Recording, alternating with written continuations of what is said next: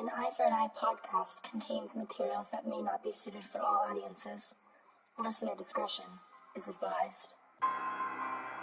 I don't regret killing my mother. And as evil as that may sound, that's my reality.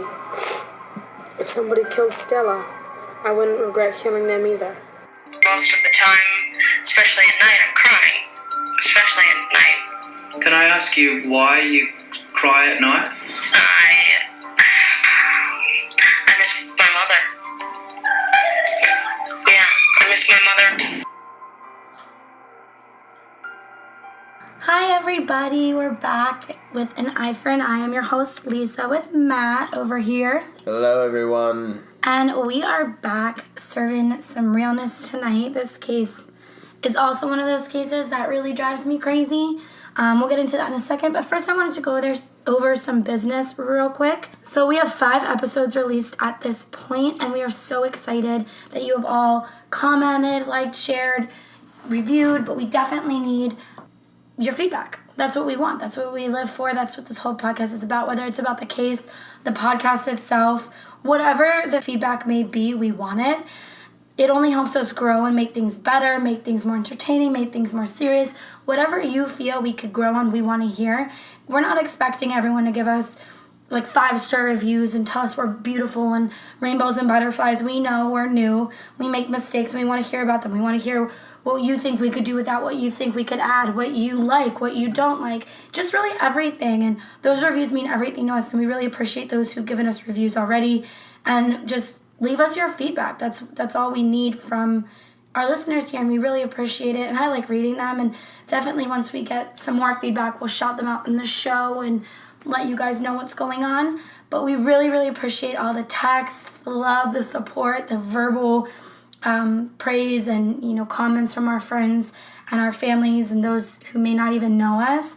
It means the world. I know I've heard a lot of people say things to me about the podcast. Have you? Absolutely. It just reaffirms for me that we're making a difference. A lot of people are listening to us, taking some time out of their day. Yeah, it's really cool. And it makes us happy. So please make sure if you like the podcast or even if you hate us, let us know. Tell us. We don't care. Whatever. Honestly, fuck off. The most that it will do for us is make us better. And that's what we want. We want to be a podcast that everyone can enjoy who enjoys true crime. So I just want to touch on that really quick. And like I said, if you like us, please rate us on iTunes or whatever you're listening on. Review us, give us a shout out, whatever you feel is appropriate or necessary, regardless if it's good, bad, indifferent. We'd like to hear from you. So I just wanted to shout that out on the top of this show tonight. Also, I wanted to touch on, in the show notes I've seen a few other podcasts do this, and I think it's important because I don't always shout them out verbally because I don't know all these hotlines off the top of my head, but I do add different hotlines and helplines in the show notes, and that I think is really important because a lot of these cases obviously have to do with crime. A lot of these crimes stem from some other debilitating illness or mental health issue, or even just someone who could use a friend or someone to talk to. And I think at least if they would have had those resources prior to these crimes that they committed, maybe it would have changed the course of things. Maybe not, because some people are truly psychotic, as we've most likely already covered if you think about our prior episodes. But I just wanted to shout that out as well. But yeah, so those are my little notes for before we start this episode. Thank you so much again for tuning in with us today. And so let's get started here. So this case, like I said, super crazy, and you'll find out why shortly. And it's all to do with the sentencing. The crime's horrific. It is. But it literally, the whole part that blows my brain out of my head has to do with the sentencing. Yeah, it was honestly as surprising a sentence for any case that we've covered thus far. And that includes O.J. Simpson. Yeah. And he's free, right? He's free. He's out. Yeah, he's out. Walking the streets. Let's see. Let's take bets. How long do we think it'll take for him to be back in jail? Hopefully never. Yeah, we'll see. Amen. Okay, so this is the case of Heather Mack and Sheila Von Wiesmack. On August 13th, 2014, Tommy Schaefer and Heather Von Wiesmack checked out of a Bali Resort hotel. And when they were checking out, they came downstairs, checked out, they brought their luggage down to a taxi cab that they had called. So they put their luggage into this taxi cab, and then they said that they were going inside to check out. Well, they never came back. So the taxi cab was like, what the fuck? Like, what's going on? Where did these people go? And they waited a while, and they noticed that they put in a suitcase that had like red stains on it and seemed to be leaking a substance. And so the taxi driver, he ended up calling the police after waiting about an hour or so before they just never came back. And they called the police. The police came and opened up the luggage, and inside was the body of Sheila von Wiesmack. It was shocking in of itself. This happened in Bali or Bali? Bali. Bali. It was in Bali. The body was wrapped in a hotel bed sheet and tied up with duct tape, and there were blood stains all over the sheet. Police also noticed that there were 2 smaller suitcases that were found in the taxi, both containing hotel towels with blood on them as well. This was crazy because this taxi driver was like, wait a minute, this young couple just came downstairs, handed me this luggage and never came back. I don't know where they went. Mm-hmm. And they opened this luggage, and it turns out to be the body of who we found out to be Sheila von Wiesmack. It was 2 hours. I stand corrected. It was 2 hours before the taxi driver advised the hotel staff to call the police. And so that's how this all started. Now, obviously, the taxi driver knew who brought those luggages down to his car, so he was able to quickly describe who he saw bring the luggage down, and that took off this whole crazy case. Right, and then they actually were caught on surveillance camera based on that description leaving the scene, right? Mm-hmm. That's what kind of came Yep, and I'm pretty sure they went to another location, another hotel. They like snuck out the back, and I think that's when they were seen on camera. They snuck out the back of the resort that they were staying at, and they were just very easily identified. I'm pretty sure they were found like super quick. I'm pretty sure we'll get into that in a bit, but they were found very shortly. There was no manhunt for these people. It was very evident who they were looking for and who had the luggage in their possession. No Luka Magnotta manhunt for these guys. So speaking of Luka Magnotta, real quick, I'm like having nightmares trying to look up audio clips for him because I'm so afraid I'm going to find something that's going to lead me to this damn video. You don't want to see the video. Did you watch it? No, I didn't watch it, but I'm just saying you don't want to see the video. No, I don't, and I don't even want to see like a screenshot of it, so I'm like scared. Will you help me with that later? I will try. Cool. So, sorry, side note. All right, so a little bit of background here. So Sheila von Wiesmack, she was 62 years old. And she had a bunch of different careers in her life. She had a very successful career.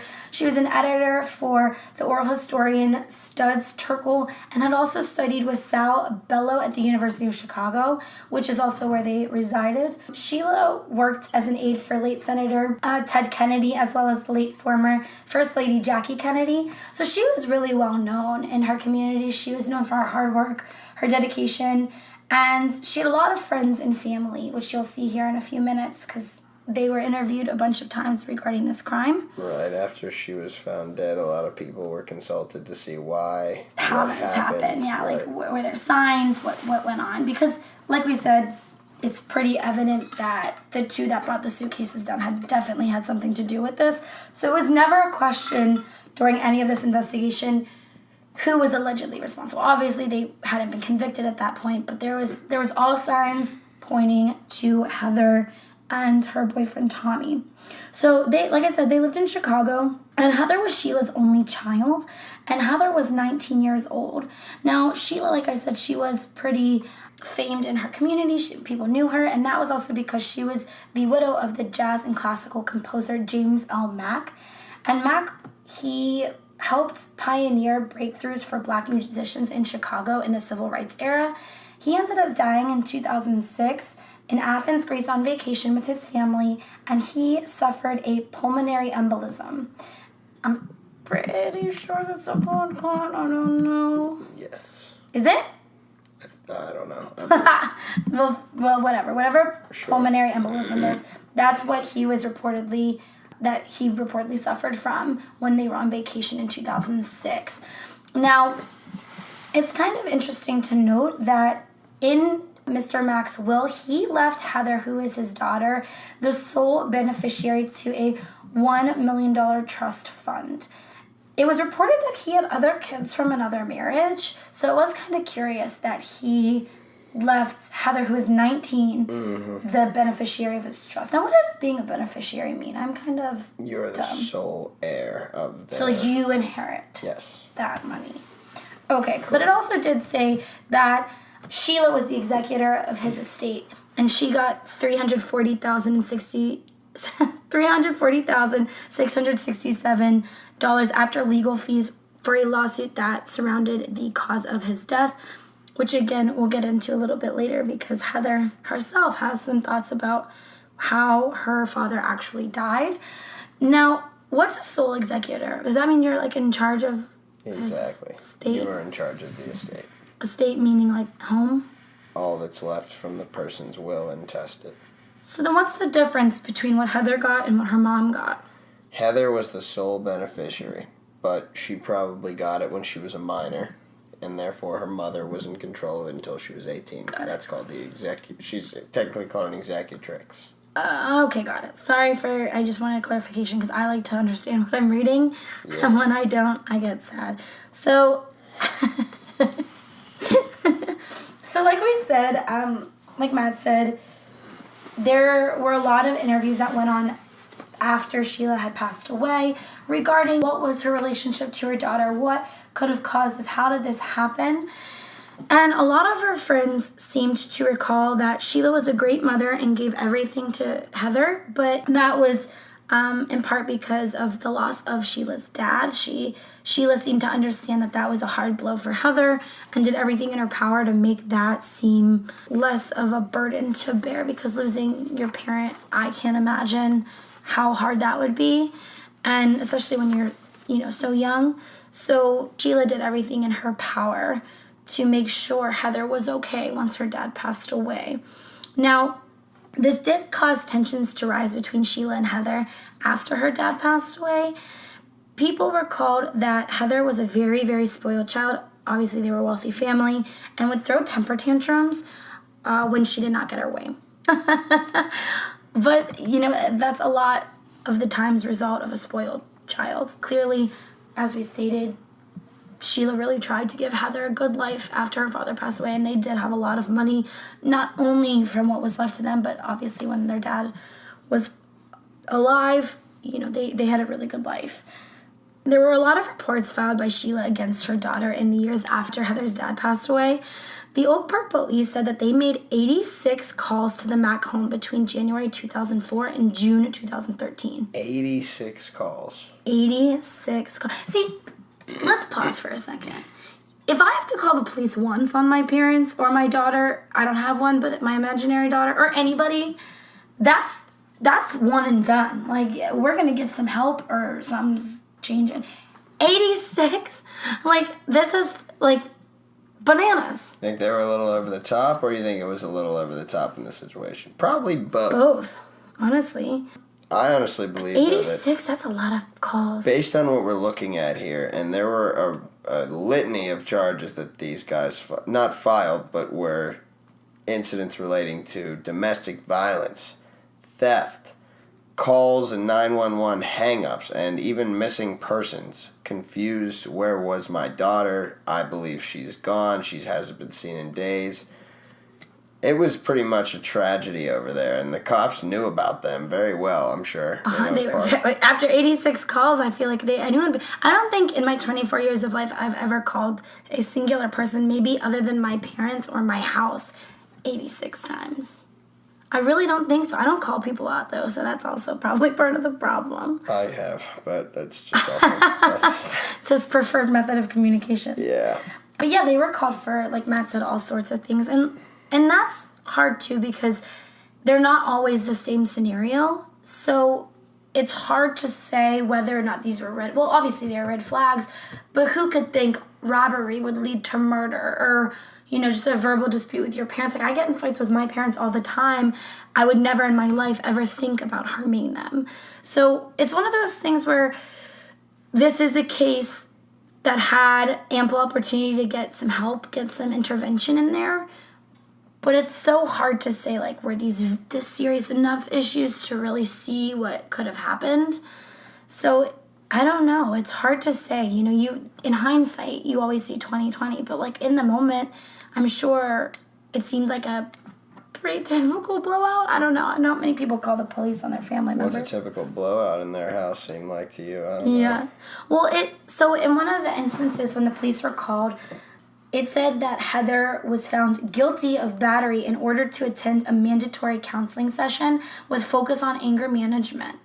And before that arrest, there was physical violence against Heather's mom from her daughter, such as biting, punching, and hitting, and one time even caused Sheila to break her arm. So Heather's propensity to violence is pretty well documented. Yeah, I guess I need to backtrack because, she definitely beat her mom, abused her mom. As confusing as that and may went to seem, counseling, though. Yeah, she went to counseling, and it seems as though she was getting help, and then, as confusing as it may seem, because with kids, you know, they tend to exaggerate, and with adults, they tend to downplay everything if they're involved, because who wants to go to jail over the fact that they spanked their kid? Yeah.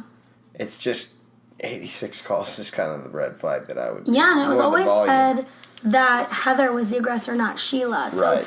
She was beating up her mom. It also speaks volumes that in some of these reports, Sheila did say she thinks her daughter has a mental health problem. Obviously, that has to do with why she was in counseling for anger management issues. But it does speak volumes to the fact that she was aware that something obviously was not right. One, if you have to call the police on your child, that's a good indicator that something's going mad wrong. Right. And then if your daughter breaks your arm, bites you, hits you, punches you, kicks you, scratches you. Repeatedly to the point where you have to call 86 times and your friends are warning you about your own child.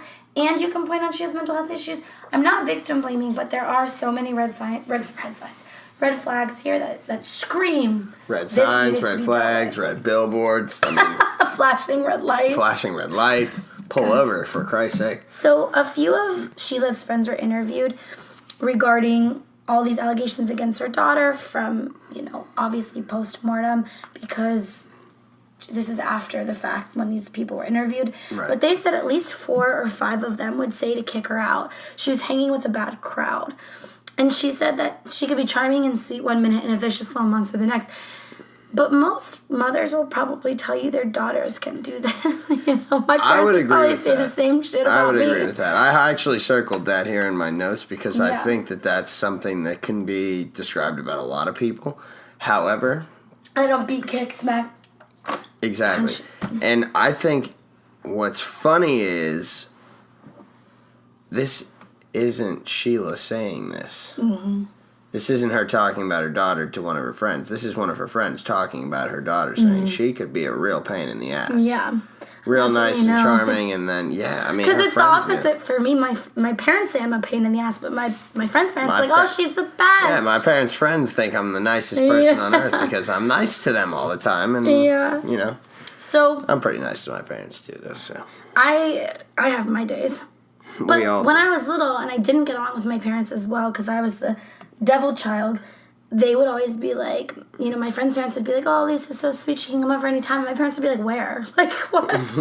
They're nice at But this is the opposite. That is a really good point. It was very well seen through other people's eyes. Sometimes, I guess, when you love someone, you put blinders up. But it doesn't even seem like Sheila did that. Seems like Sheila was sort of just blind to the fact. Not even or blind. Or she just believed she could do something to change. I don't know. I don't really know if she thought she was able to kind of communicate with her daughter differently than everybody else did, maybe. That was my initial thought, that maybe because based on what everybody was saying after the fact that she was killed, she seemed to be the only one that did tolerate her daughter for a long period of time. Yeah. It wasn't like she had many friends. Based on what we see on her social media pages, it looked like she had a lot of her own post likes. Yeah. So I don't know necessarily what she might have felt, but I think that it was some loyalty to her daughter in the sense that there was nobody else there for her, really. Mm-hmm. And then she found this boyfriend who was there for her, and look what happened. So that all happened in 2014. Heather dropped out of school and hung out with a bad crowd, which was obviously how her mother and her mother's friends viewed it, even moving out of her mom's house at the age of 19 to live in a hotel. Now, that only screams trouble. If you're living in a hotel, you're up to no good. Interchangeable. Unless you're working, full-time job and really trying to get on your feet. If you're living in a hotel and you're 19 years old with no job, no prospects for college or anything else. I'm worried for you. Yeah, as we should be. As Matt mentioned, Sheila was not fond of Heather's new boyfriend, whose name was Tommy Schaefer. He was a 21-year-old hip-hop artist who she began dating in early April 2014. He went by the stage name Mr. X because he thought he was cool. Those two got into trouble together a lot. They would often steal Sheila's credit card to fund their partying lifestyle. They'd throw parties at the hotel that they lived at, and they'd take her card and charge it. Mm-hmm. I don't understand why. I mean, I guess the love of a mother, because I don't understand why at that point Sheila would have been like, get the fuck out of here. She wouldn't have cut them off. Cut it off, cut that card up, close the account. Don't give your daughter. But then again, we said that she was sole beneficiary or whatever of her dad's, inheritance. Does that mean Sheila doesn't have the right to cut her off because that money's technically Heather's? When she's an adult, it became hers. So she's 19 here. So technically, would that be? I mean, it was her mom's credit card. Obviously, that's a little different. But isn't she entitled to this money because it was given to her? I think so. I'm not sure exactly how that works. I'm not an attorney, but I do know that Are you sure? I'm positive. I didn't pass the bar. Yeah. I didn't take the bar either, so I'm not sure exactly how it works, but I do believe that once she turns 18, technically she is entitled to the vast sum of money that she was owed, $1 million.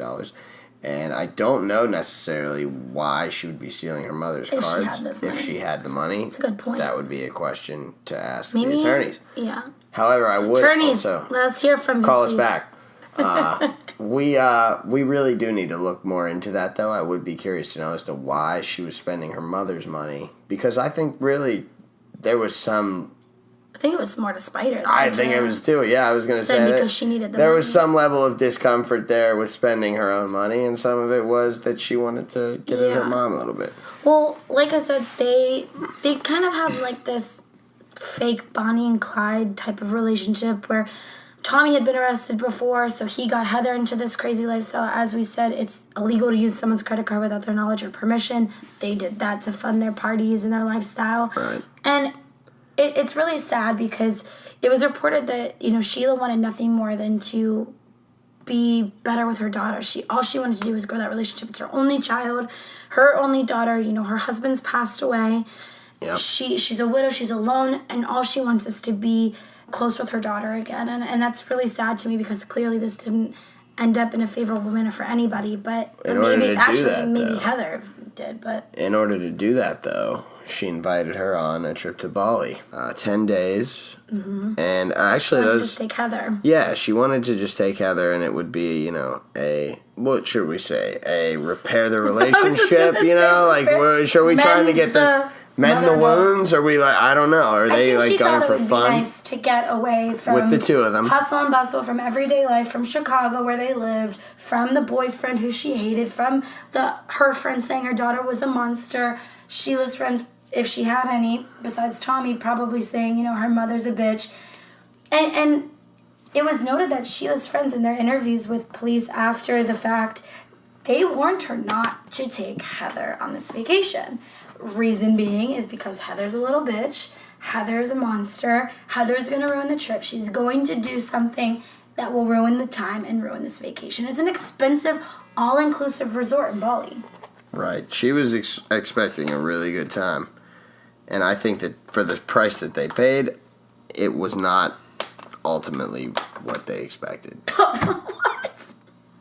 Did you just say for the price that they paid, it wasn't what they expected? She got killed. That's what I mean.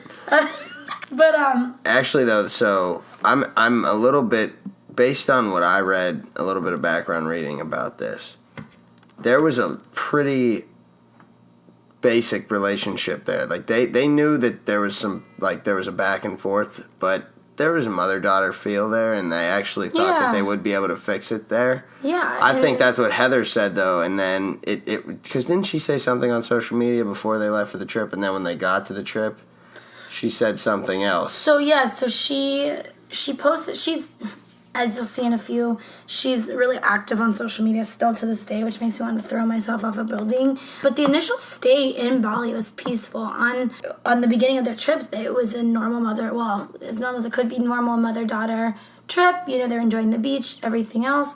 However, apparently by August 7th, Heather posted an ominous message on social media that was a picture of her looking out into the ocean on her nice, beautiful resort suites balcony.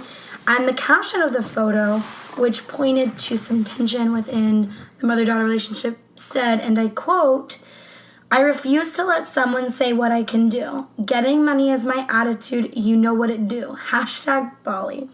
This bitch is gangster. Tough. Just kidding. She's a little bitch.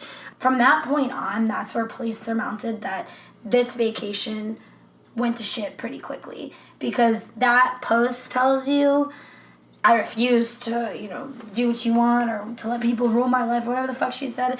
I refuse to let someone say what I can do. That tells you she has this. We assume she's talking about her mother, obviously. Yeah, absolutely. Who knows exactly? The getting money part is my attitude. I have no idea what that means. I don't either. I don't think she knows. I think her brain cells are not there completely, but... Hold up. Okay, sorry to break through here, or jump in, because I'm editing this podcast as I record this, so I had a little breakthrough. I said, I don't understand that getting money is my attitude bullshit in her tweet. Now, through editing this and thinking about the case, I realize part of the motivation in trial, they said, was money, getting the inheritance, getting, her mom's share of whatever the fuck. I just had to bring up that I had a breakthrough while I was editing this podcast. Please continue on with your scheduled podcast. Thank you. So that's what that happened. So on Thursday, August 12th, like I said, from August 7th on, tensions seemed to rise between Sheila and Heather. But it was reported 3:30 in the morning, Sheila came down to the lobby of the hotel that they were staying at, the resort in Bali, panicking. And the reason she was panicking, as she told the concierge, is she was worried because she hadn't seen her daughter and thought she had gone missing. Now, Matt touched on this. This has been a report that Sheila has made before. Yes. Back in Chicago, back at home. Randomly, Heather will go missing, not show up, not return calls, not let her mother know she's okay. And clearly, I don't, like I said, I don't have kids, but I'm guessing Sheila's bond to Heather was just too strong to say fuck you. You know what I mean? To basically cut the ties and deal with nothing more. Which is what kind of, I don't know if her friends necessarily said to cut the ties, but they definitely said you need to cut her off, you need to get her help, or you need to get her out. Right. So she rounded up the security, the concierge rounded up the security. Remind you, this was at 3:30 in the morning. Sheila's freaking out, her daughter's gone, and she's freaking out. And suddenly, Heather did appear in the lobby. Now, of course, because tensions are high already from August 7th on, and because Sheila was nervous and scared, she freaked out. So they became entangled in a heated argument. And the manager of the hotel actually reported that it intensified because Sheila found out that a second room had been reserved with her credit card. Now, Yes. Matt, who is this room for? When she called security, she found out that a second room had been booked under the name of who else but Heather's boyfriend. Flew in for their trip. Mm-hmm. Heather had disappeared to go pick him up at the airport. Yep. We can assume. So that room was booked under Tommy, and again used Sheila's credit card to book the room because Heather has no respect for her mother at all. Right. Now, when Tommy showed up in the lobby, because he did show up in the lobby when this was all going on. Why did he claim he was there? This is the best part, though. He said he was in Bali to study. To study. And remember, I don't know if we went over this at all, but he was studying music in college and dropped out because he wanted to be like a rapper, whatever the fuck, some stupid DJ, I don't know. I respect DJs, but not killer DJs, so fuck him. But he made some bullshit up about why he appeared there. Right. And then... And this was like a slap in the face to Sheila because she hated this guy. Right, she did not like this kid. And she booked this vacation to be a mother-daughter trip to repair the relationship. And the one thing that Sheila was seeing as a problem, or one of the main instigating factors, showed up in the lobby. And so that just escalated tensions even worse from there, we assume. Yeah, it was no good. So it turns out that room actually having been booked was a luxury suite as well. So Sheila asked Tommy, how do you plan on paying for this? You know, basically, are you kidding? Because you booked it on my card. Right, and she refused to pay for it, and then they ended up walking back to their suite where things only escalated further, and actually a hotel employee came to the door to try and tell them to calm down, where he overheard Sheila saying that she had planned to pursue credit card charge frauds.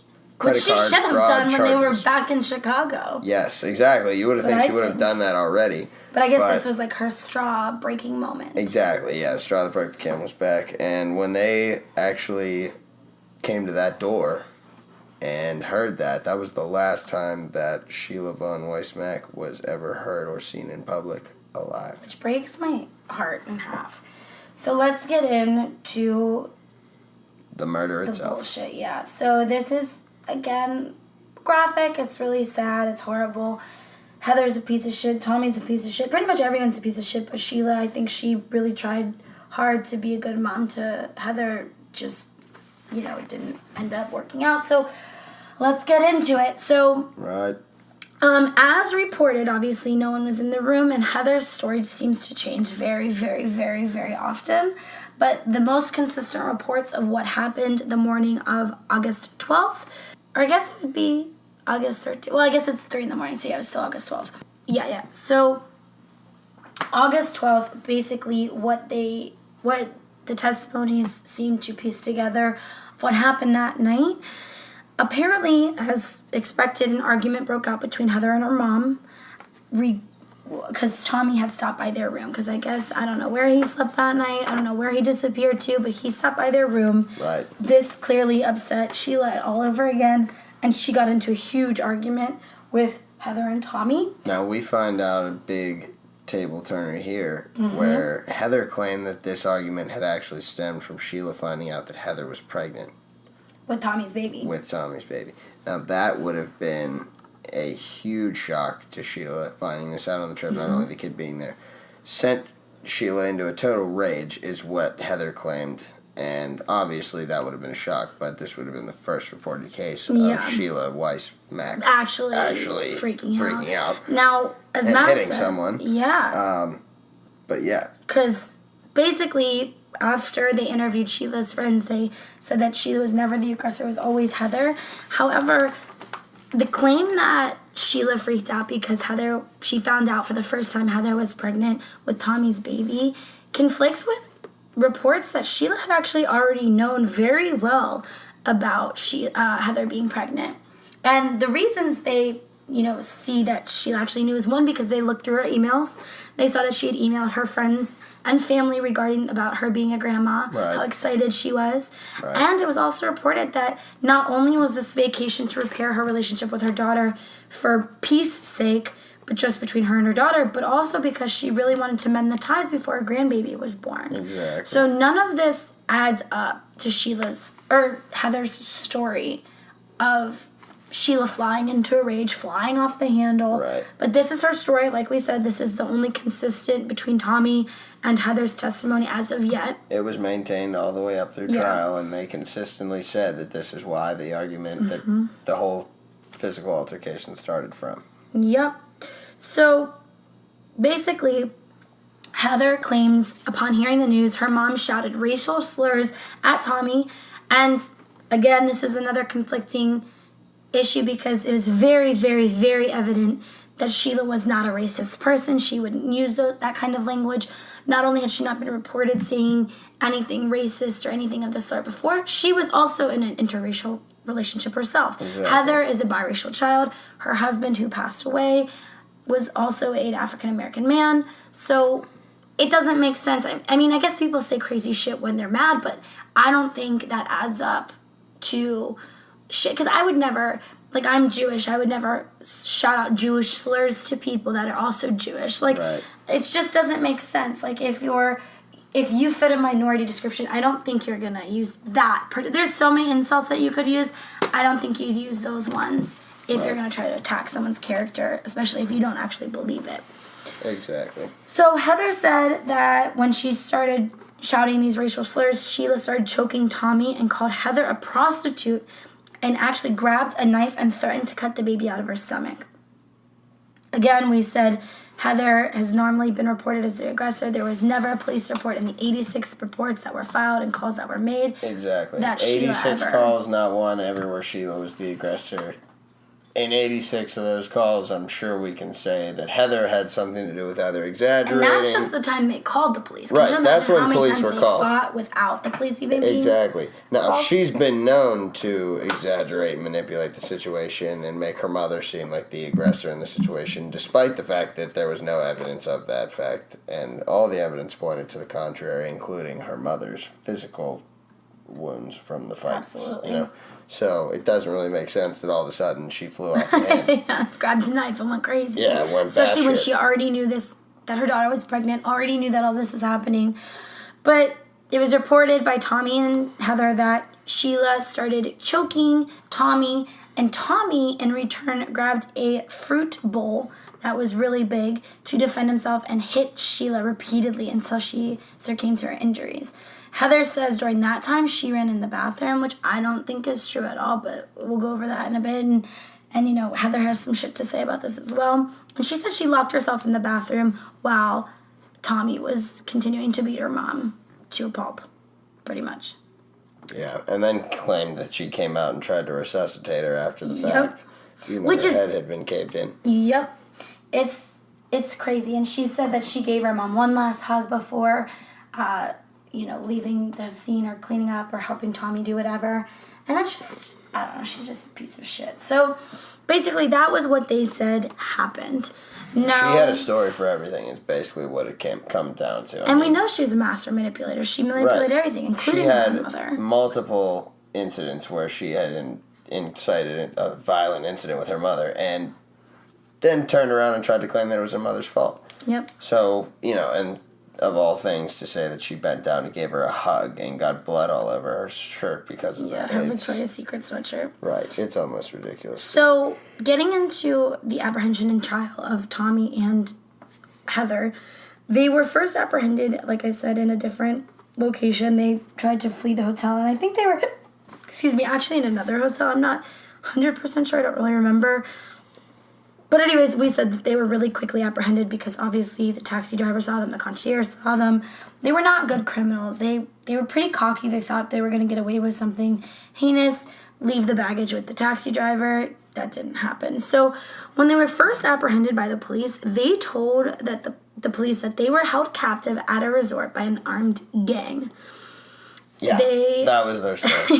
They said that the gang killed Sheila and that they had escaped. Yeah. They ran away from this armed gang who then brought the suitcases with the body back to the hotel and left them with them. Yeah, and then they decided to bring them downstairs to a And taxi. then they decided to bring them downstairs to the cab. So it clearly unfolded really fast for the police. I mean, I don't know how they thought they were going to spin this any other way. They literally were seen It was with the literally- luggage with yeah. her body in it. So It I'm was not literally sure. cut and dry, and they tried to make it seem as though the last possible thing that could have happened. Yeah. So we can assume that they were again trying to manipulate the situation They're for their. clearly not very good criminals. I wouldn't call them first, no. No. Obviously, in any of these cases, especially in the new age with millennials and all these new technological advances, their phones were pulled. This was a little bit of an interesting part because it also shows premeditation, it also shows planning, it also shows teamwork, for lack of a better term, like a Bonnie and Clyde type of what thing. we call a conspiracy. There we go, a conspiracy to commit murder, right? That's what it is. Bing, bing, bing. Ding, ding, ding. Okay, so during these conversations, they talked extensively about killing Heather's mom. They talked extensively about how they should do it. At one point, they even discussed hiring a hitman. Right, which I consider to be, unfortunately, I don't know how much text message evidence is weighed in a court of law. To be honest, I've never practiced it, but it should be weighed pretty heavily, even though... It should be the same as a conversation. It should. Although, Because it is. you could argue there's some very outlandish things said via text. Yeah, and a you're lot right. of people People have say. a lot more kahunas. You included. Yeah, you're right. You're right, I'll call you out, but I'm getting bolder. I'll call you out to your face, bitch. But I gotta run later. I can't meet you later. I can't meet you later. I'll fight you tomorrow. All right. So they discussed hiring a hitman, and they used code words such as, quote unquote, saying hi to indicate when they were talking about the moment of the attack that they wanted to finally commit the crime on Sheila. Exactly. So I want to go over some of these text messages just a little bit. It's nothing like the Michelle Carter trial where it was all based on text messages. However, these text messages are important because, like I said, it does show premeditation. It does show that this was planned. It does show that Heather went on this vacation with a purpose. And Absolutely. she 100% knew that before they even got to Valley, which is And it so seems as though they knew Tommy was coming long before the day of August 12th. long before. So here are some of those text exchanges. We're going to do dramatic reenactment. I will be Heather and Matt will be Tommy. Woo! So on the day of the murder at 8:20 a.m., Heather texted Tommy, "There's no better time to say hi, is there?" And for the next 37 minutes, Tommy and Heather set their deadly plan into action. So take it away, Tommy. Go with your gut, baby. I'll be outside. If you need me, I'll hear it. Just come here. I promise you, Heather. All you have to do, G, is get her weak. I'll be standing by the door. Coming now. Relax. You're Bonnie. Do it. See, this is the Bonnie and Clyde mentality. They thought they were these fucking infamous killers. Anyways. Yes. Now, sorry, but when they're saying G, I'm reading it, they're just kind of talking to each other. So just keep in mind. Gangsters that they are. Like gangsters. All right. Yeah. G, I think I need you in here too. Okay, I'll try. Try your best. We got nothing to lose right now. Trust me, baby. I got you. Can you whack her in the head with a big fucking pole? A little later on, Heather texted him, "Will she KO?" And obviously that means knockout. Yes. So after Heather persisted asking Tommy for help, he responds, No. Must knock her out. Must. Listen and shut the bitch up already. You're so stupid. So authorities allege Tommy texted Mack a photo of their murder weapon, a metal fruit stand from his room, as he advised her with what to attack her mother. So between 8:35 and 8:40 a.m., Tommy is seen on the hotel surveillance footage, which again, they didn't think this out because they're so stupid. But Right, they had to have thought that there would be cameras on this resort, but I guess not, Those you know. fucking idiots. And they brought down the dead body. But anyways, Right. Tommy is seen on the hotel surveillance footage with something beneath his shirt as he walks on the third floor where the two women were staying. So he clearly had the murder weapon with him as he was pacing around the floor. And he then snuck into a bathroom in their suite, and the couple continued to text. So Heather said, "Now? Okay, slow, but don't keep the door open for too long. Too much light comes in, text when you're in. Slow, G, quiet. If I talk at all, come in quick." So after more back and forth, Heather says, "Good job, stay over there. She's facing the other way. Plan?" And Tommy responds, "She's so awake." She says, "Suffocate her." But spells it all fucked up because this girl's stupid. Fuck, I gotta hit her. Can't we suffocate her together? A little bit later, Heather says, Is that thing hard enough? I'm coming to see it. I'm telling her I'm getting water. So basically she went over to Tommy to see if the fruit bowl was hard enough to bash over right. Sheila's head before she killed him. So Right. the text as well as Facebook messages form the basis for the recent arrest of another key player. Well, I don't know if I'd call him a key player, maybe an accessory to this whole plan. What'd you call him? Schaefer's cousin, Tommy's cousin.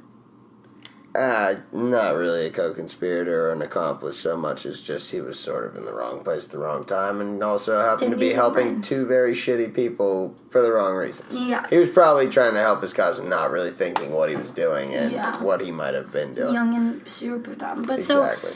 So text and Facebook messages found the basis for arrest of Robert Bibbs, who is Tommy's cousin, who is 24, of Chicago, and he was charged with federal conspiracy to commit murder of a U.S. citizen on foreign soil. So the whole basis of the prosecution's attack on Tommy's cousin was that he plotted with Heather and Tommy on how to kill Sheila so they could get her money, which the trio mistakenly believed to be as much as $11 million.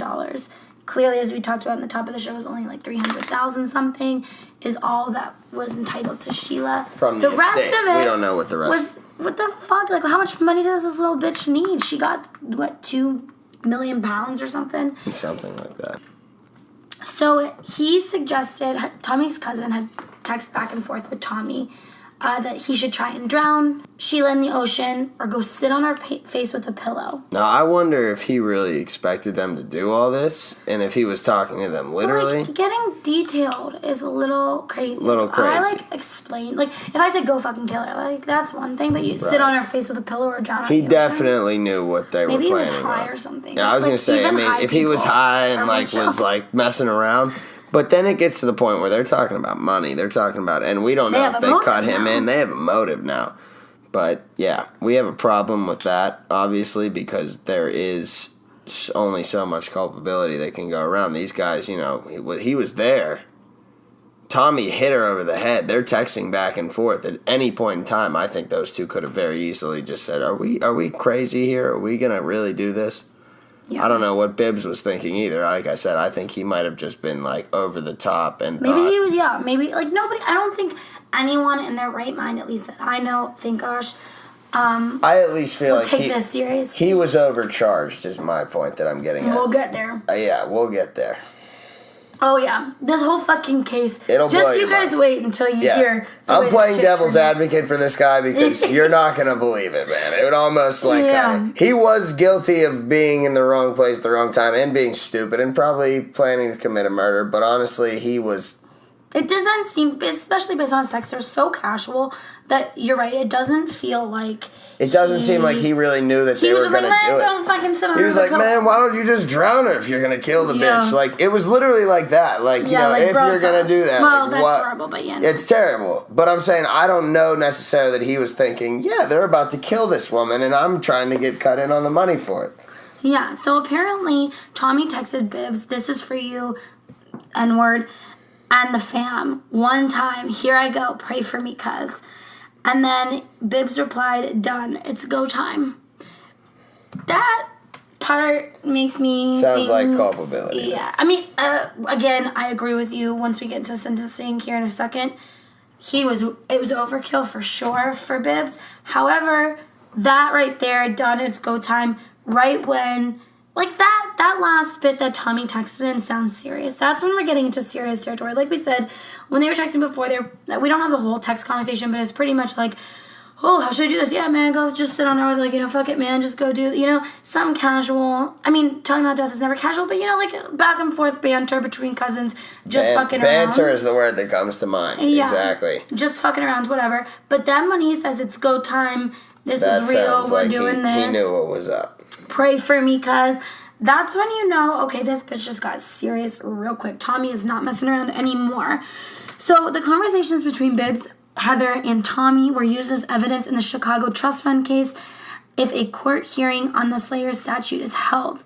Now, the state law bars a person who intentionally and unjustifiably causes the death of another from receiving anything of value as a result of their actions. So pretty much they thought that they were going to get this will if they killed Sheila. But with Chicago law, you are no longer entitled to any inheritance, any funds, anything if you're involved in committing a crime that ends up in that person's demise. But yes, so basically what we're getting at there is even on foreign soil, there is still a potential to be charged in America with the crime that you commit overseas, even if you're not present for the crime. Yeah, so... Law is a very complicated. Yeah, so these text messages, like we were reading before, so they started at 8:20 a.m., they ended at 8:57. So it's only 20-something minutes. I'm so shit at math, so please ignore me. It was only 20-something minutes from the first text of that night, or of that day, to the last text that they sent. And his last text read as follows. So Tommy had warned that his phone had only 1% battery left, and he said... Let me just creep up and whack her. Once I do it, she was drunk and slipped and fell. Okay, just knock her out. It'll be so much easier. And within minutes, authorities allege that Von Mack was fatally beaten with that fruit bowl thing. Right. So we're essentially getting to the point where they stopped texting, started acting. Yep. So now we're getting into the sentencing phase, which is where your minds will be blown and you'll want to throw your computer or your headphones or yourself off a building. Don't do that because we don't want to write about you. Right. It will confuse and astound you, but buckle up. So let's start with Bibbs. So Tommy's cousin, who we said, is bantering back and forth with Tommy and Heather. Now here's why we say... Again, I want to just rehash this. He was in Chicago. He was sending texts. He was not on the scene of the crime. Nope. What was he sentenced to? He was sentenced to 9 years in prison, right? 9 years in prison. Now, remember that, because some people would say... Second-degree murder charge. Yeah, you did stuff that led to someone being killed. It could even be maybe manslaughter, but it was, federal conspiracy to commit murder is what he was charged with? What he was charged with, correct. So that's 9 years. And maybe if you ignore what we're about to tell you with the sentencing with Heather and Tommy, maybe I could see where this would be justified, because it's kind of like attempted murder without actually being there.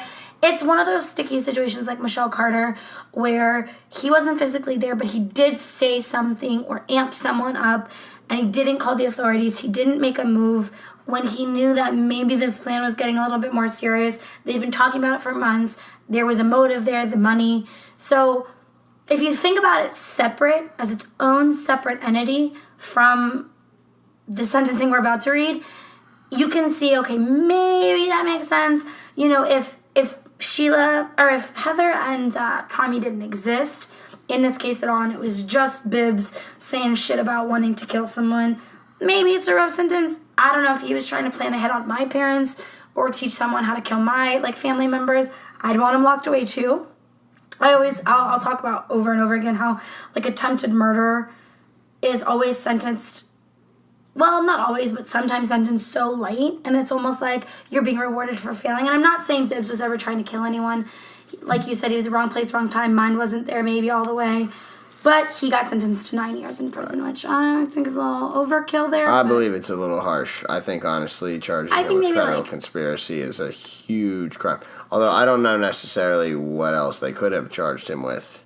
There's not too much else. Now, he should have pled it down. Work? No, manslaughter means there was absolutely no intent. That's actually the only thing that could not work here, because that means that there was no intent. So the money part messed that up, right? The motive, the money, the planning, it all happened premeditatedly. There's no way that it could have. Manslaughter means it happened almost by accident, or it happened in such a flash that it was almost uncontrollable. There was no planning. So there was places he could step in and fix this. So if you hit me in the bar and I hit you hard enough to kill you, that's manslaughter. I didn't plan on it. You guys heard it here first. If I die from a beating in a bar, it was Matt. I wasn't there, guys. I don't drink. So Tommy's cousin, like we said, was sentenced in the U.S. for 9 years in prison. Now, Tommy himself confessed to inflicting the injuries that ultimately caused Sheila's demise. Right. He hit her over the head. He's the one that ultimately, we probably inflicted those injuries. And he didn't stuffed dispute her. that. He admitted He did not that. dispute that. And stuffed her in the suitcase. Mm-hmm. He admitted to that as well. And he was sentenced to what, Matt? 18 years in prison for that. In an Indonesian jail. Bullshit! Bullshit! Bullshit! You kill someone, you're fucking there for life. That's I can't believe that was ultimately what they decided. I guess we can discuss these in a bit. I don't know how they got there, but I don't necessarily know how. This whole fucking case. How in the world does his cousin, who, like you said, was not there, had nothing to do with the actual murder, well, I guess had something to do with it, kind of, wasn't there, literally just sent text messages, which I'm sure, as you guys, if you've listened to the Michelle Carter case, I do think you should be held responsible if you're saying shit that could lead to a problem. However, how in the world did Tommy only get 9 more years than his cousin who wasn't there?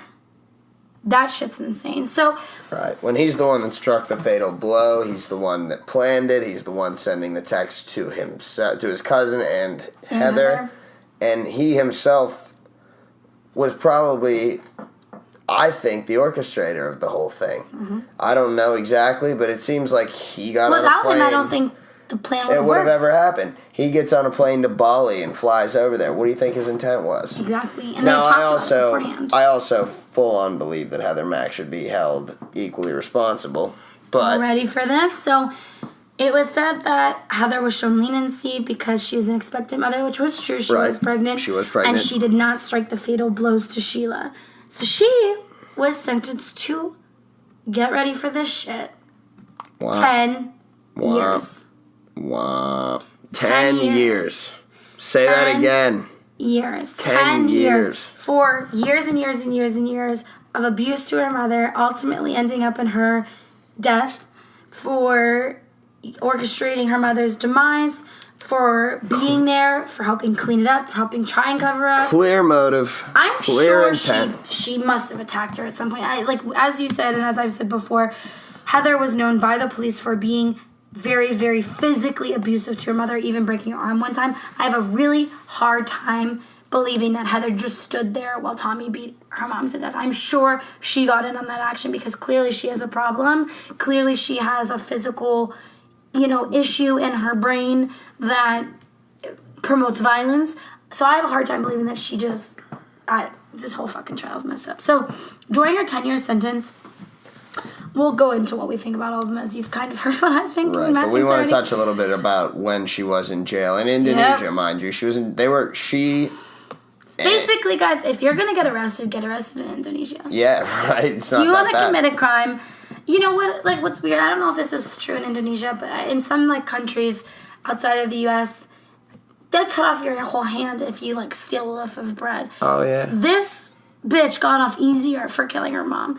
Anyways, and just wait till you hear her life in prison. So here we go. Yeah, we want to touch a little bit about her post-sentence life because, which honestly, makes you want to literally throw things. This goes to an eye for an eye. Yes, absolutely. This is so fucked up. So anyways, during her 10-year sentence, Sheila befriended an English interpreter who was there in the jail for her, well, not necessarily for her, but for the English prisoners that were there, who brought her prenatal vitamins and paid for her health care. Now, according to Indonesian law, an incarcerated mother, this is weird to me. I don't know how it works anywhere else, though, so I'm not really sure if this is I know it's not typical, but I'm not sure what the statute is here. But according to Indonesian law, an incarcerated mother maintains custody of her child until the child is 2, meaning the child lives in jail with the mother until they're 2 years of age. Right. This is fucked up on a million levels. One, because as an adopted person, I know the first year, 2 years, 3 years of your life is the most important. Mm-hmm. 1, to be raised in a jail with your mom, and then at 2, for your mother you lose custody. For your mother to be that crazy bitch too. They let this daughter live with her crazy ass mom in jail, and then they're gonna rip her away at 2 years old. I think that's just all fucked up. It doesn't make any sense. Maybe people say, oh, the kids should be with their mother. Not when their mother commits a fucking crime. Right. And just this year, actually, Stella turned 2 years old. The daughter's name is Stella. Let's point that out. Yeah. Stella was 2 years old in 2017, and a birthday party was thrown for her in jail. So at that point, she was signed over, though, to her English friend, the interpreter, as her legal guardian until Heather's sentence is up.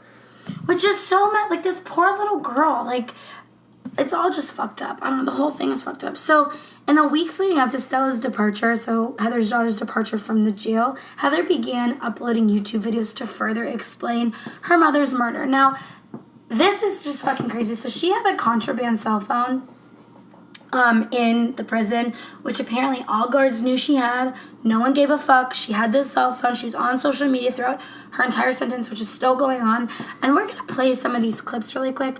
I'll probably cut them down a little bit once we listen to them. I don't really know what they all say, but I want to listen to some of them while Matt's physically here so we can talk about them a little bit. Because like I said, this gets even crazier. You think it's crazy, then she hits you with another fucking crazy stick. She's beating us with the crazy stick. Right. And it's scary to me that this bitch only got 10 years like this. She's gonna be out of jail soon.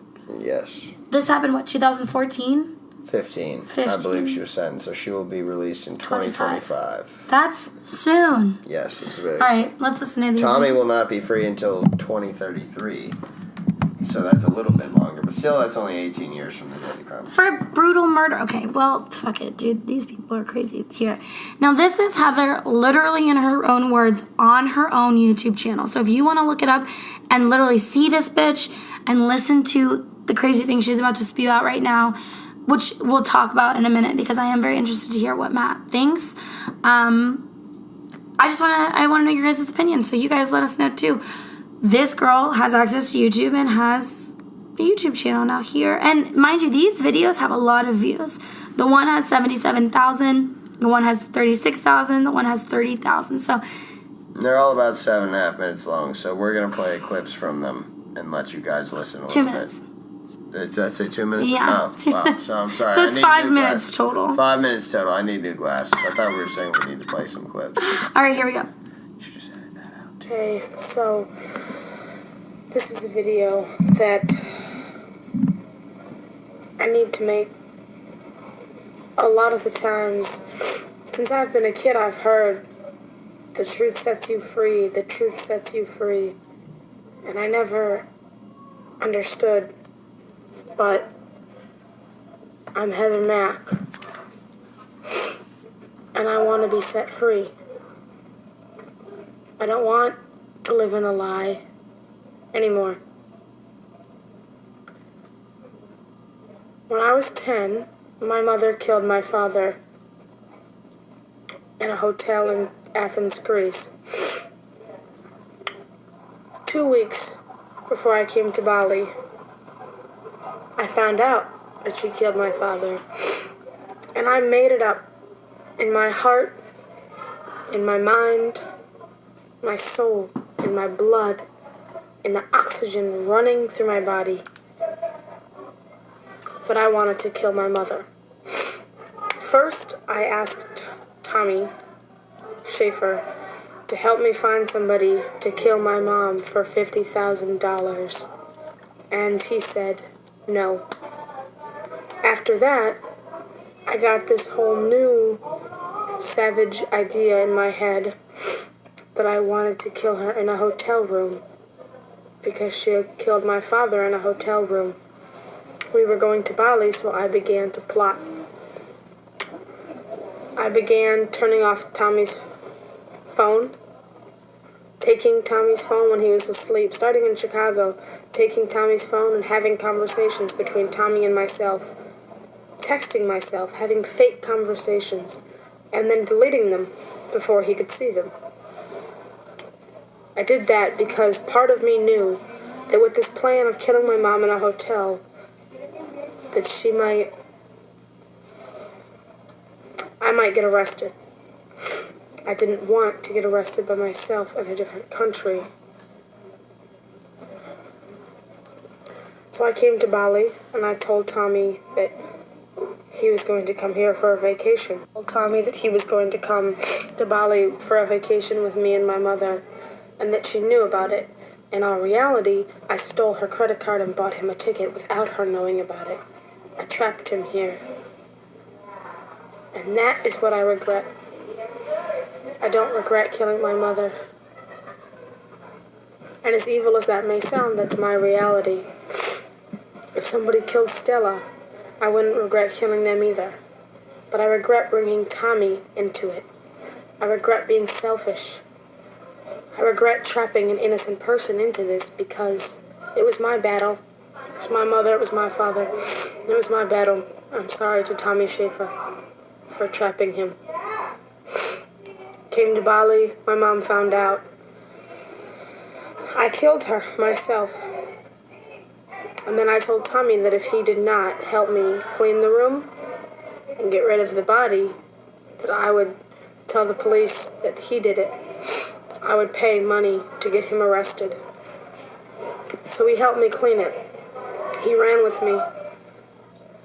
In the court, the same thing happened.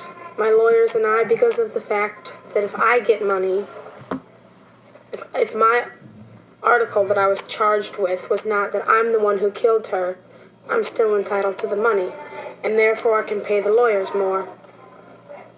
So we told Tommy together, my lawyers and I, that if he didn't take the blame in the court, that he would get the death penalty.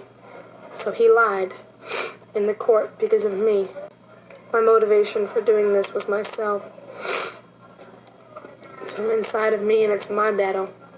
It wasn't Tommy's. Tommy's an innocent man. And an even more innocent man is Ryan, Tommy's cousin. I don't even know how he got involved in this, or why the FBI involved him, because he had absolutely nothing to do with any of it. He's innocent. I don't know if they wanted to sell a better story or what the FBI was on, but Tommy and Ryan are innocent. I'm not. And the only thing Tommy is not innocent of is hiding the body. And the only reason he did that is because of me. Because it was so burning and so deep in my heart, my plan, that I didn't think. I involved him, and I hurt him, and I hurt Stella. And I'm sorry, Tommy Schaefer. I'm sorry. I love you. I really love you, and if I could go back, I would do it myself. And I'm sorry that everyone who ever knew you now thinks you're a murderer when you're not. I'm sorry you won't be able to get a job. I'm sorry everybody thinks that you're some crazy killer. This is the truth. And whoever is watching this, don't hate Tommy. He's innocent. I'm not. I love you, Tommy. All right, let's talk about it. Yeah. So that was Heather in her own words. That was Heather in the flesh, talking to her phone. And if you want to see what she looks like, literally look it up on YouTube. It's on her own YouTube page. It's on her YouTube page. And you guys, honestly, my impression of her, she sounds very calm, very rash, very composed. It seems as though she's just trying to get it off her chest. However, she also repeatedly says, I love you, Tommy. I love you, Tommy. I love you, Tommy. Yep. I think she also probably has been alienated by the person she loves and is basically trying to get him back. Because I'm sure he fucking hates her now. I'm sure he probably hates her now, for obvious reasons. So basically, as you heard, Heather says she and she alone killed her mom, did it in retaliation because she believes her mother killed her father, even though it was suggested he died of a pulmonary embolism. Right. So it basically is not something that she could have caused, I don't believe. Let's look up exactly what a pulmonary embolism is. Yeah, check that out. Let us know. And people are really pissed, as I am as well, because she's getting princess treatment in prison. Most likely has to do with the money that she has. Right. And she's also able to record her YouTube channel and have a phone and play with her daughter and have birthday parties and laugh and play. And she also mentioned that she got Tommy wrapped up in it because she and her lawyers convinced him that if he didn't plead guilty, that Heather would be convicted. And if Heather was convicted, they would immediately be taken off of the inheritance. You were right. It's a blood clot. Hey, look at me. I'm a doctor now. So it is good to note that Heather has, again, backtracked on these fucking videos she wrote. And I don't remember exactly what she said about it, but she's, again, said she was just crazy, making up a story. I don't remember exactly what she said, but she did backtrack a little bit on those videos that she posted. So it's just interesting to me. Now let's talk about Eye for an Eye. Let's wrap this up. So obviously we all agree, at least Matt and I agree. Yeah, we agree. I don't know about you guys, and I promise you guys there will be cases where Matt and I have different opinions on what should have happened. It's just sometimes it doesn't make any other sense to anybody, and that's why you guys come in. If you guys have any other opinions, let us know. Let us know if you think these players should have been sentenced more lenient or more harsh. So as far as Cousin goes, what do you think, Matt? Eye for an Eye? Not at all.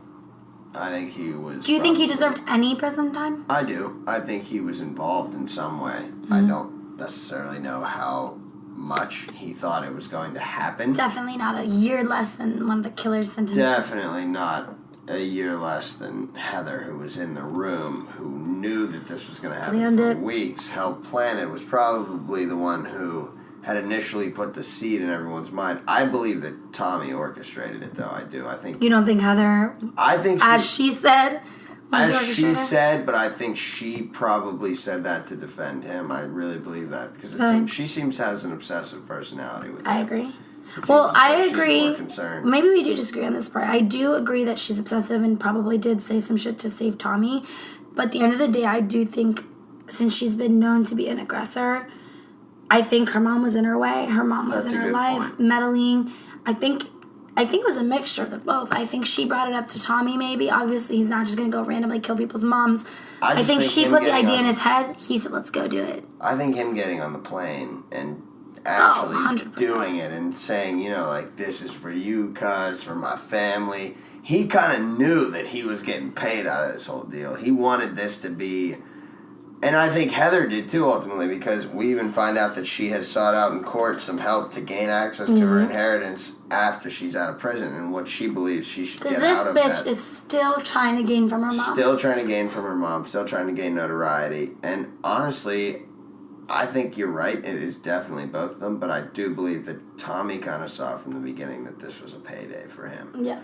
And I think Heather probably did too. And a way to get rid of her mom. So yeah, you're right. It definitely, there's... Bonnie and Clyde, like they were both kind of... Bonnie and Clyde. So, so we agreed that Cousins, Bibbs shits to extreme for what his participation was. Right. Heather, clearly we think it's too lenient, but do you believe that because she's an expectant mother, she should have been shown some leniency?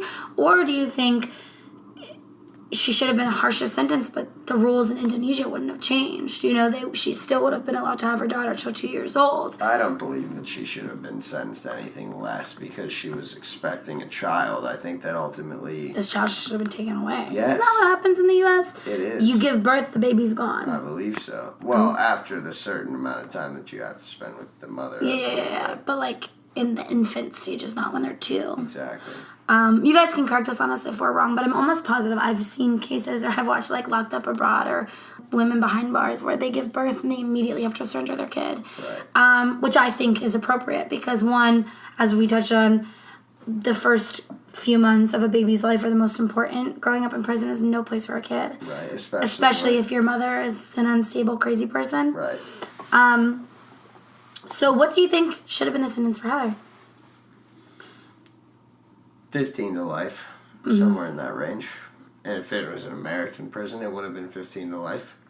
In our system, it would have been. So I don't know necessarily what do you think she could have been like. I mean, I don't know if 9 years there is considered one of the harsher sentences or one of the lighter sentences. Probably one of the lighter sentences. I would think so because I mean I know that 9 years is nothing anywhere. They do execute people in Indonesia. We checked that there is an execution. There. So it's so hard for me because I really do believe, unless it was self-defense or some seriously extenuating, like, how do you say that word? Extenuating. Extenuating. So unless it was defense or extenuating circumstances, I believe if you physically take another person's life, regardless of age, gender, whatever the case, race, if you do that, at least half of your natural born life should be taken away. So like if you're 15, 30 years or 15 years, you know, like double your age should at least be the sentence. Maybe not for kids. Like I think honestly you should be away for life. I don't know. I just don't believe in, like I said, there's some cases maybe where I feel a little bit differently, but in most cases if you take another person's life and it's not for self-defense, and it's not for some other really, really rare scenario, you should be in jail for as long as we can possibly hold you there. Because if you have it in you, it's not easy to kill somebody. I wouldn't know because I've never done it and I never plan on doing it. But I can't imagine that it's easy. And if it is easy, then there's something else that's wrong with you. And that needs to be taken away from society as well, is what I believe. So I guess this doesn't necessarily go for Heather because she, according to what she was tried with before she made that confession or whatever you want to call that little rant from her, according to the defense, she did not make the fatal blow. So I guess technically speaking, she did not, quote unquote, kill her mom. But she planned to. And I think she, like I said, helped get it set up. And then ultimately, I think Tommy was the one that orchestrated the whole thing and killed her ultimately. So I think the punishment should have been much harsher. And I also think her baby should have been taken away instantly. And I think her privileges should have been taken away instantly. And I think that... They need to cut our YouTube channel. Yes. And also it's like, I feel this about our prison system too, especially with big crimes. Obviously not petty theft and shit like that. But murders is the only thing I'm talking about. Or rape or child molest, like that crazy kind of stuff. I think you should be stripped of your rights. I don't think prison is supposed to feel like a glorified motel. Nope. You know what I mean? You should not be able to play basketball. You should not. I don't care if it's cruel and unusual. You did something cruel and unusual, and you should not be afforded these luxuries in life. You shouldn't even. You should have to poop in a hole in the ground and sleep in it. Like, you know what I mean? I don't have mercy for these people. Yeah. I don't care what the circumstances was. Like I said, unless it was self-defense or some other very, very rare circumstance that I can't think of right now. If you end someone's life, you should be reaping the benefits of that. You should feel like you want to die. You should want to die because of how shitty you are being treated. Right. You know? You should go crazy. Why do we have cruel and unusual punishment? Why is that a thing? Like, yeah, you can't torture people for, like, drug abuse and stuff. But for murder, fuck it. Let's cruel and unusual punishment all of them. Thank the Geneva Convention. Not allowed to torture people. But why? I think it's because it's considered inhumane. Yeah, we've become... Killing someone's inhumane. Killing someone is inhumane. So why are we avoiding these people luxuries that these people's victims didn't get? Obviously, you didn't make these wrongs. wrongs. With an intelligent answer. Just playing devil's advocate. I know. So, on that note, then, what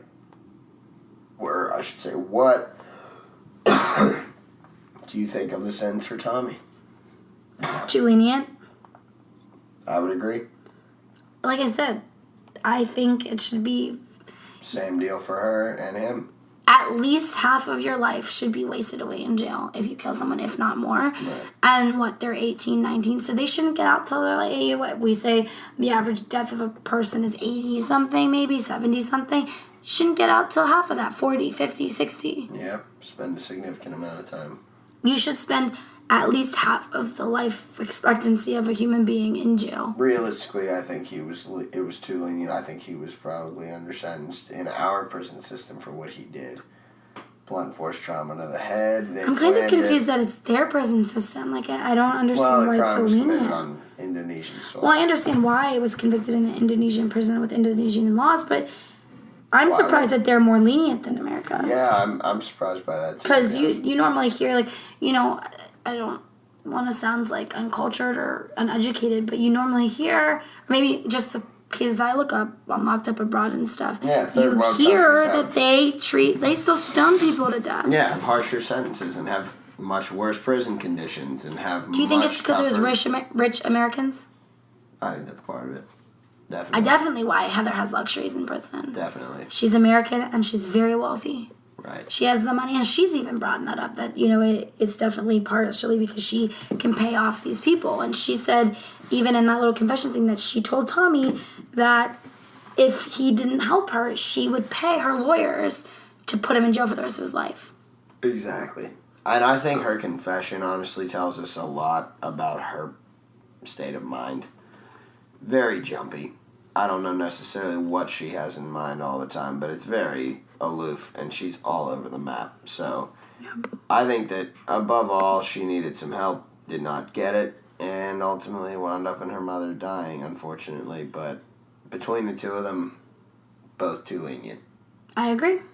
I was not met justice, I don't think was served, and scary to me that these people are going to most likely be back in the U.S. in a couple years' time. And as we know, Heather, I don't think she's been getting counseling in prison at all. So she's going to be right back on the streets, right back where she started. Yep. All right, Matt. So thank you, everybody, for listening tonight to this Heather Mack episode. Like I said, if you want to see her, check it out. She is very active on social media and also on that YouTube channel, although those are the only 3 videos she has. But yeah, we thank you for listening to another episode of An Eye for an Eye. We'd love to hear your feedback. What do you think? Do you think because she was pregnant she should have been given a lesser sentence, or her sentence was justified? Or how do you think the prison system regarding children and their mothers being incarcerated fits? Does it make sense to let the babies stay with their mom till 2, rip them away from their mom until they're 18? Anybody know anything more about Indonesian prisons Please. or sentencing? Tell us. We want to know more. Apparently you can do a lot there. You can have a whole YouTube channel. Yeah, while you're in prison, and a cell phone, and have parties, birthday parties. I don't even have birthday parties, and I'm not in jail. I swear, I'm not even in jail, man. Nobody parties for me. But yeah, so let us know what you think. Our contact information will be in the show notes, but I'm also going to repeat it now. Obviously, it's all Eye for Eye Pod, at gmail.com is the email. Facebook /me/Eye for Eye Pod. Facebook @Eye for Eye Pod. Instagram. It's all the same. Thank you so much for listening to us. Please, please, please, please, please rate and review us. Get us out there. The more reviews, the more rates we have, the more notice we'll be in iTunes. And that's really important because we won't be able to be seen by an audience that we could potentially have unless we have that backing. At least can be searched. Right. So help us out, guys. We need you to spread the love, and we will continue to spread the information. Or the hate. All. Whatever. Sushi rolls. Spread it like manure. We love it. All right. Well, thank you, everybody. Thank you, Matt. All right. Thank you, Lisa. I appreciate it. Thank you, guys. Good night, everybody. Good night, everyone. Bye. She so desperately wants to tell me her side of the story. Let's give it a go. Hello? Heather, it's Matt. Yes. Hello, I'm here. Okay, great. One of the first things we wanted to ask her about, these now infamous images, many of them selfies taken from inside the prison, showing what appears to be Heather having the time of her life. A lot of people might look at you, Heather, and say, this is a young woman, a young killer, they might say, with too many freedoms. It's been reported that you spend your days partying, that you're caught up in a salacious lesbian threesome in there, and basically you've got everything that you could want on the outside. Is there any truth to that? I don't party. How would I party in a prison? You know, sometimes I listen to music, but I don't spend my days partying. I spend my days taking care of my daughter. And to many, that might come as a surprise. Heather Mack is now the mother of a 2-year-old girl named Stella, a baby fathered by her co-conspirator, Tommy Schaefer. In fact, in details she says she's revealing for the first time only to us, Heather claims her pregnancy, along with Tommy's surprise arrival in Bali, are the two main factors that led to her mother's death. Now, with her baby in her lap, she tells us that story. So Tommy rolls up and what, your mum just explodes? Well, she didn't know at first. She was asleep, and of course I left the room. I snuck off to the beach with him, and she woke up. And that's when she went to the first section, and they said Tommy Schaefer checked in under your credit card, and she just went nuts. I just said, let's go to the room. When we went to the room, we went to sleep. From there, she says, things only got worse. I went to Tommy's room, and I just said, I don't know what to do. And he said, let me talk to her. And he looked at me and said, okay. And he came down, and it just escalated again. To the extent that you can remember, what can you tell me about your mum's final moments? This isn't even in the court transcript. The point of no return came, Heather says, when she finally made that big announcement that she was pregnant with Tommy's child. She was so angry. I told her I was pregnant, and she went around the room looking for a knife, and she was just screaming and telling me that that was when I was going to die, that was when I was going to die. And I said, Tommy, help me. And Tommy walked over to her, and she went and she grabbed Tommy's neck, and it wasn't hard. That Tommy could have shoved her off, Tommy could have run away. Tommy's a very strong man, but I was just screaming and he just smacked her. Smacked her over and over and over and over and over. And I ran to the bathroom. I said, Tommy, what are we going to do? Tommy, what are we going to do? Tommy, what are we going to do? What they did was wrap Sheila's body in duct tape and stuff her into a suitcase. But before we get to that, we wanted to try and understand how the relationship between mother and daughter got so bad in the first place. I mean, give me an insight into what your childhood was like. Yeah, it was not very healthy at all. My mother was an alcoholic. She was also diagnosed with multiple personality disorder. And the thing with my mother is that she just didn't want me. She didn't want Heather Mack how Heather Mack was. Heather confirms things got only worse after her dad died, but says that even before that, it was a violent home life. So I became extremely close to my father, and that also made her mad, and that drove her nuts. Because I took her husband away from her. She would say something that hurt me. I would come home from school crying, tell my dad would hit her. Then she would hit my dad. Then I would see her hit my dad, and I would hit her. Then we would both hit her. And then it was just a pattern over and over and over and over and over until my father died, and then it got worse. How do you mean? Especially when I was pregnant. I was pregnant before Stella. She just went nuts. She would chase me around the house until 3, 4 in the morning with a knife, with a kitchen knife. Just saying, get the out of that room. Get the out of that room, you slut, before I have to stab the baby out of your stomach. Over and over, all night. Shocking assertions, but Heather says it was this background that led her to where she is today. That was where all the anger came from. I had all the toys and the money I wanted, but that isn't what makes a child happy. And I was extremely angry because of what was going on in my household. I go to school because I was up taking care of my drunk mother. I understand. So that's where all the anger, until now, I still have anger. But then, Heather swears it wasn't any sort of callous anger that led to one of the most gruesome aspects of the crime. What she does just fold her mother up like an accordion and put her into a suitcase. Unbelievable. With blood everywhere. She was already dead, and I just hugging her and hugging her. And I wouldn't let her go. And he just said, now we have to run. And I said, you are nuts. I'm not leaving my mother here. I will not leave her here. And he said, well, what do you want to do? And I said, I want to bring her. He said, in what? And I said, in a suitcase. I'm not leaving her here. I just didn't want to leave my mother. I don't know. I had no idea where Heather Mack was at that moment.